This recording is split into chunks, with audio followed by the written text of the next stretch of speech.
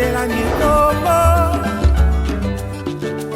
Yahweh, Yahweh, benisa Nikongo. Yahweh, Yahweh, batela Nikongo.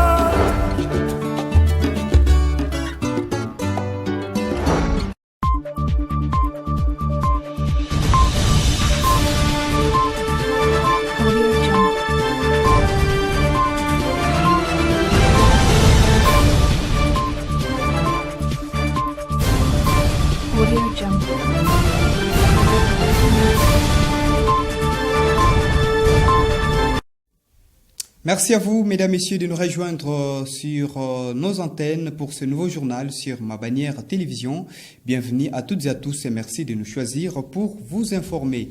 Ouvrons cette édition du journal avec cette nouvelle en relation avec l'actualité encore chaude dans la partie nord-est de la République démocratique du Congo, soit les affrontements entre les différents groupes armés rebelles et les forces loyalistes, l'armée congolaise, après plusieurs jours de pourparlers entre le gouvernement congolais et les groupes armés rebelles actifs dans l'est du pays sous la médiation de l'ancien président Kenya Uhuru Kenyatta pour le compte de la communauté des États de l'Afrique de l'Est EAC, ces forces négatives, y compris les M23 et les ADF, finalement adhèrent au programme de désarmement, démobilisation et de réinsertion sociale. Le communiqué final a été signé ce mardi 6 décembre 2022 en présence des représentants des 225 groupes armés rebelles opérant en Ituri, Nord Kivu, Sud Kivu, Maniema et dans la province du Tanganyika. Ce communiqué final contient plusieurs décisions. Une série de rencontres sera organisée entre les partis au mois de janvier prochain à Goma, chef-lieu de la province du Nord Kivu, et à Bukavu, chef-lieu de la province du Sud Kivu.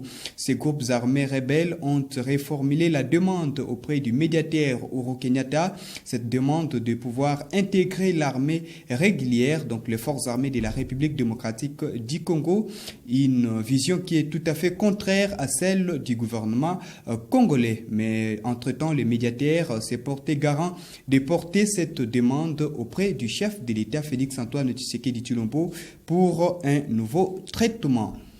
Détails à suivre donc dans nos prochaines éditions. En province, l'Assemblée provinciale du Congo central a jugé recevable au cours de la plénière du lundi 5 décembre 2022 tard dans la soirée le projet de dit budgétaire exercice 2023 après sa présentation par le gouverneur de province Dr Guy Bandundu Ngidi. Ces projets de budget de la province étaient équilibrés en recettes et en dépenses à plus de 695 milliards de francs congolais, équivalent à plus de 300 millions de dollars américains. Le détail dans ce reportage.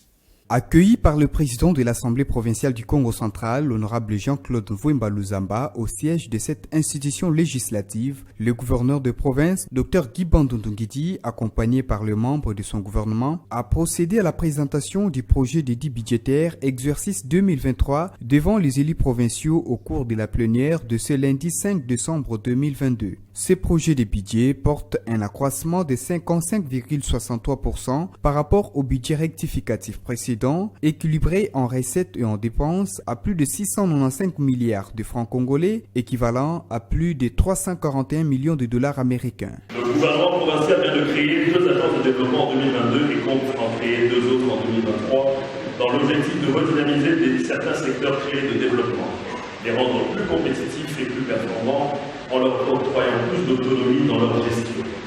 Il s'agit de l'Agence de développement en milieu rural du Congo central, l'Agence de développement du numérique du Congo central, l'Agence de promotion de l'énergie du Congo central, l'Agence de promotion de l'éducation du Congo central. Honorable Président, honorable membre du bureau, honorable député provinciaux, je voudrais relever, avant de clore mon propos, que dans chaque outil budgétaire adopté par votre auguste Assemblée devient un acquis législatif de plus qui enrichit votre institution et vos archives. Sur le plan du fond, le projet d'équilibre budgétaire de la province du Congo central pour l'exercice 2023 est présenté en équilibre, en recettes et en dépenses à 695 milliards 888 950 897 francs congolais, équivalent à 341 974 216 $ américains, soit un accroissement de 55,63% par rapport au budget rectificatif de l'exercice 2022. Du haut de la tribune, le gouverneur a fait part à l'Assemblée plénière les problèmes et réalités auxquels son gouvernement a fait face dans l'exécution du budget précédent. Après ses réponses aux préoccupations des élus provinciaux, ce projet d'édit budgétaire a été adopté tard dans la soirée sous la satisfaction des représentants du peuple. Le projet du budget de la province du Congo central, exercice 2023 et la précédente, il sera envoyé à la commission économique pour son examen approfondi. Voilà, mesdames, messieurs, changeons de chapitre. Les ministres provinciaux ayant dans ses attributions l'agriculture, le développement rural, pêche et élevage, Antoine Wilfried Dimelo Dilukombo a procédé ce mardi 6 décembre 2022 au lancement de la campagne agricole saison A pour la culture des maniocs et haricots dans les territoires des Songololo au courant de la journée. Le détail dans ces reportages signés Elda Mayandidi avec notre caméraman qui est donc bienvenue Tony. C'est ce mardi 6 décembre 2022 que le ministre provincial de l'Agriculture, du Développement rural, Pêche et Élevage, Antoine Wilfried Dimelo Dilukombo, a procédé au lancement officiel de la campagne agricole saison A 2022-2023. Pour la culture des maniocs et haricots. Il a été bien accueilli à Songololo par les autorités locales et sa population sous l'ambiance des flûtes. Tout a commencé par la prière, l'hymne national. S'en est suivi des mots de bienvenue prononcés par l'honorable député provincial Nkiyavanga Sostem, élu de la circonscription électorale des Songololo. Au nom de toute la population du territoire de Songololo, nous vous souhaitons la bienvenue dans notre territoire pour le lancement de la campagne de la saison agricole 2022-2023, saison A. Dans son mot de lancement de la campagne, le ministre de l'Agriculture a sensibilisé la population à accorder une grande importance à l'agriculture. Notre gratitude va à l'endroit de son Excellence, Monsieur le gouverneur de la province du Congo central, le docteur Guiban Ndungidi, qui a fait sienne la vision du chef de l'État par le fait de considérer l'agriculture comme moteur de développement de notre chère province, laquelle est placée parmi ses priorités. Le territoire de Songololo est parmi les 4 territoires les plus producteurs de haricots de la province du Congo central. L'atout de son marché transfrontalier de Lufu constitue un facteur incitatif de la production et ce, en vue d'inverser la situation qui fait que la province en particulier soit dépendante des produits vivriers venant d'ailleurs, mais du pays en général. Le leitmotiv est que la province puisse en particulier et le pays en général être appelés au principe de mangeons ce que nous produisons et produisons ce que nous mangeons. Sur ce, je lance officiellement la campagne agricole de la culture de manioc et des haricots saison A 2022-2023. Après la remise symbolique des semences d'haricots et des boutures de manioc aux cultivateurs, les bénéficiaires ont remercié les autorités provinciales pour cette campagne. Nous n'avons pas pensé à cela et ils ont pensé quand même aux paysans. C'est comme ça que nous disons merci. Nous demandons à ce que ça ne soit pas la première et dernière fois, mais que cet acte puisse continuer pendant toutes les campagnes, parce que nous avons au moins 3 saisons. Après cette cérémonie riche en couleurs, les ministres et les membres de sa délégation ont regagné la ville de Matadi. Direction Kinshasa, capitale de la République démocratique du Congo, où s'est ouvert ce lundi 5 décembre 2022 les assises ou encore les travaux de la 52e édition de l'Assemblée plénière de la communauté du Forum parlementaire, plutôt de la communauté de développement de l'Afrique australe, SADC en sigle. C'est là en présence de parlementaires, députés et sénateurs de différents pays membres de cette communauté régionale. Les assises se déroule dans la salle de congrès du Palais du Peuple. Le président en exercice de la communauté de développement de l'Afrique australe, SADC, Félix-Antoine Tshisekedi Tshilombo, était l'invité d'honneur à la cérémonie d'ouverture du forum de la 52e Assemblée plénière du forum parlementaire de la SADC. Ce lundi 5 décembre 2022 à Kinshasa, la capitale congolaise. Le parlementaire, députés et sénateurs de différents États membres de la SADC se réunissent pendant près d'une semaine pour réfléchir sur les rôles du Parlement dans le renforcement des cadres législatifs pour la paix et la sécurité dans la région de la SADC. Lors de sa prise de parole, le président de la République démocratique du Congo, Félix-Antoine Tshisekedi Tshilombo, a dit qu'il est important que ces assises s'ouvrent au moment où la situation sécuritaire dans la partie est de la RDC préoccupe au plus haut point la communauté et a demandé les retraits immédiats des troupes armées sur les sols congolais. Il est de notoriété publique que ces assises s'ouvrent dans un contexte crucial marqué par l'insécurité persistante dans la partie est de notre territoire, en particulier dans le Nord Kivu, en raison de la prolifération des groupes armés. Honorables parlementaires, distingués invités, parlant de l'agression nous perpétrée par le Rwanda, nous n'avons jamais cessé et jamais nous ne cesserons de condamner cette aventure belliqueuse et ignoble avec la plus grande véhémence. Nous ne cesserons en outre d'exiger le retrait immédiat et sans condition des troupes rwandaises et du M23 des territoires congolais. Signalons par ailleurs que, par la même occasion, le président Félix a assuré le parlementaire de la SADC son soutien et son accompagnement dans le processus de mutation du forum parlementaire de la SADC à un parlement sous-régional.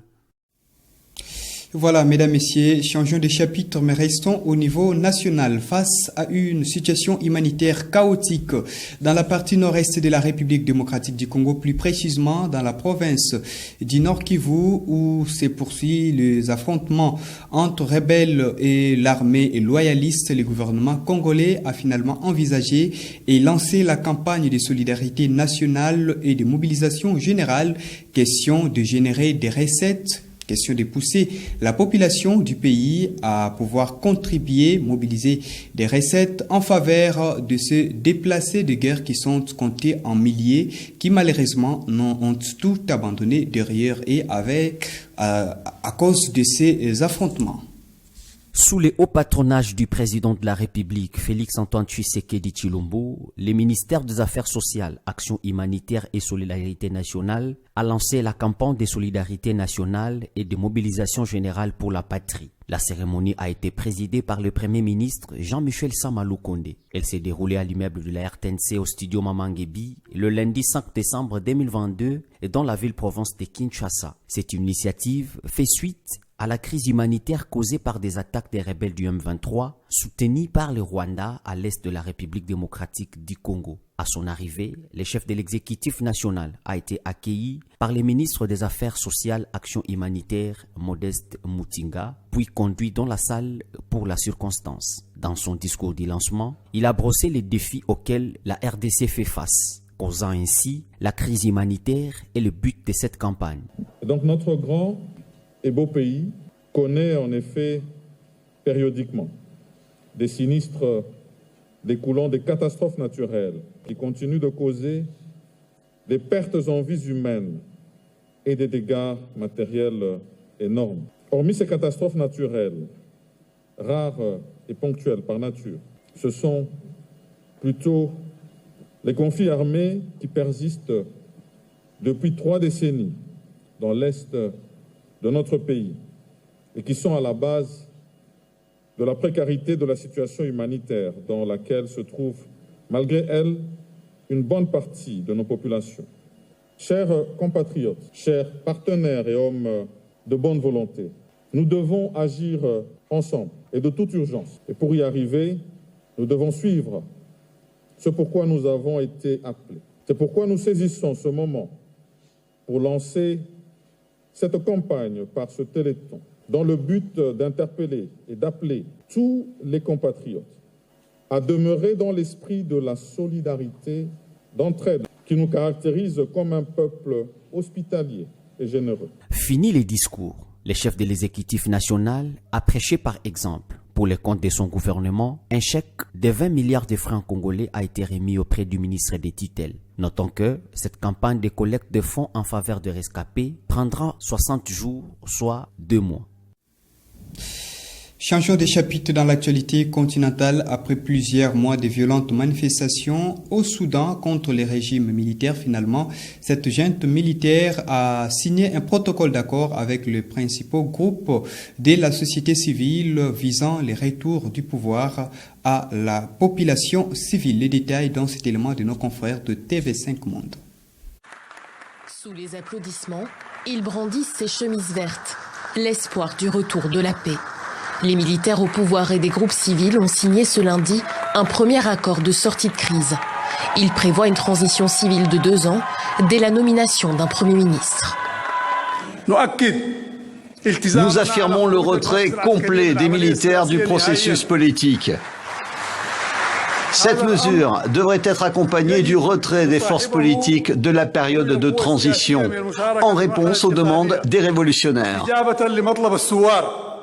Les militaires doivent retourner dans les casernes, tandis que les partis politiques doivent se diriger vers les élections. L'armée dirige le gouvernement depuis le coup d'État du 25 octobre 2021. Elle devrait former un nouveau conseil de défense et de sécurité qui sera placé sous la direction du chef du gouvernement. L'accord mentionne également une unification de l'armée soudanaise avec une reprise du contrôle des entreprises possédées par les militaires.